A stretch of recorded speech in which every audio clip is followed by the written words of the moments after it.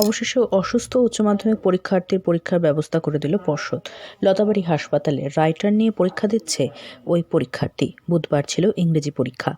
তার আগে সোমবার আচমকা গরম জল পড়ে গিয়ে হাত সহ শরীরের অধিকাংশ অঙ্গ পুড়ে যায় এরিতা টিগ্গা নামের ওই উচ্চ মাধ্যমিক পরীক্ষার্থী। এটা তো মানে পরশুদিন হয়েছে ঘটনা।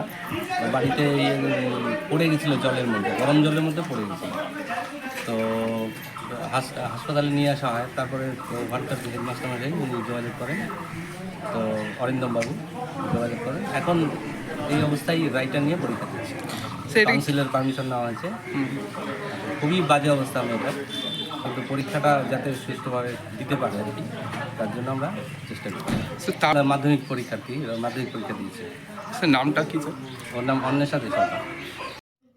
বর্তমানে সে আশঙ্কাজনক অবস্থায় লতাবাড়ি হাসপাতালে ভর্তি রয়েছে। এরিতা হ্যামিল্টনগঞ্জ হাই স্কুলের ছাত্রী এবং তার পরীক্ষা কেন্দ্র পড়েছিল কালচিনি হিন্দি হাই স্কুলে।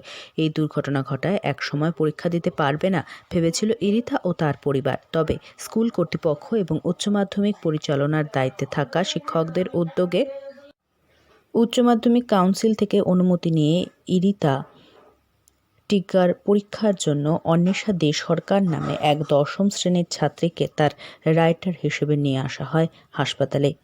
এ বিষয়ে উচ্চ মাধ্যমিক পরীক্ষার কালচিনি সেন্টার সেক্রেটারি বিশ্বজিৎ দত্ত জানিয়েছেন, উচ্চ মাধ্যমিক কাউন্সিলের নিয়ম অনুযায়ী পরীক্ষা যাতে দিতে পারে পরীক্ষার্থী, সেজন্য লেখক দেওয়া হয়েছে। অসুস্থ ছাত্রী তাকে যা বলবে সে তাই লিখবে।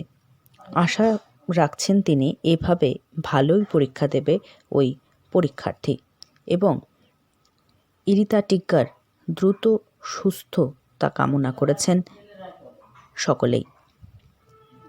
আলিপুরদুয়ার থেকে অনন্যাদের রিপোর্ট, লোকাল 18 বাংলা।